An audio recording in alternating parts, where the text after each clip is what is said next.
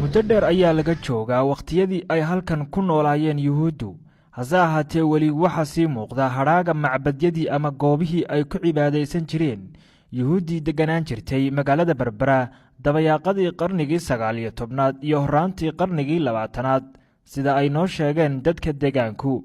dadka halkan deganina waa kuwo weli sii xasuusta yuhuuddii ay halkan ku wada noolaayeen, waxaana la sheegaa in waqtiyadaasi yuhuuddu ay halkan deganayd ay la yimaadeen farsamooyin kala duwan oo dhinaca ganacsiga ah. maxamed siciid oo ku magac dheer saylici waxa uu ka mid yahay odayaasha magaalada Barbara, asal ahaanna waa hindida magaalada Barbara degan. waxa uu sheegay in horaantii qarnigii 20aad uu ku soo gaadhay yuhuudda iyaga oo halkan degan kana ganacsada oo ku leh goobo lagu cibaadaysto iyo guryo ay deganaayeen.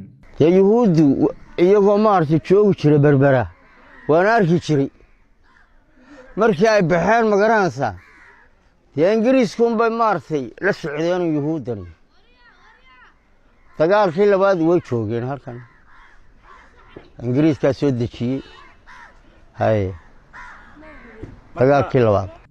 waa taariikh kale oo ay leedahay magaalada Barbara, taasi oo ay yar tahay waxa laga sheegay ama laga qoray. haddaba yuhuuddu goorma ayay ka guurtay magaalada Barbara, maxayse kaga tageen magaalada Barbara? cabdi axmed xasan waxa uu ka mid yahay odayaasha magaalada Barbara. xilliga ay kaceen kulleeyay ingiriiski markuu kacay bay la kaceen meeshay dahabka ku samayn jireen iyo waa xaqi maqaaxidiisa ayaan ku sheegay mees hool weyn oo leeyihiin oo marna ahayd malcaamadooda marna ay dahabka ku samayn jireen. had iyo jeer guryahan yar yar ee iska dabagalka ah ee Barbara ay leedahay waxa laga dhaxlay waa yuhuud iyo hindi ay ahaayeen. markaas sidii hindidii iyo yuhuudii ay iskaga joogeen markay ay ka baxeen ay Soomaaliyana qabsatay guriyihii oo raggii markaa tijaarta ahaa dalka hantida haystay ay yuhuudi kala wareegay oo iibsaday. guryahan dhuudhuuban ee aad aragtay le kurtumaha hadda iyo tiriyaga waa calaamadooda waa astaantii.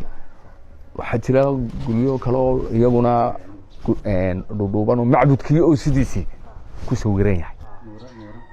ma garanaysaa ninka gaalkii markuu yimaado hadda jeer qaar Mareykan day isku sheegay markay yimaadaan way sawirtaan way eegaan. halkan ayaa waxa ay ka mid tahay goobaha taariikhiga ah ee ay deganaayeen yuhuudi deganayd magaalada Barbara gaar ahaan xaafadan Daaroole. waxaana halkan ay ka mid tahay ama sida dhismahan aad arkaysaan ee dunsani uu ka mid yahay kiniisadihii ay ku cibaadaysan jireen yuhuudi deganayd xaafada Daaroole, iyada oo waliba yuhuudi ay ka mid ahayd qoomiyadaha halkan deganaa ee soo degay sanadahaasi hore ee aanu taariikhdooda ka soo sheekaynay.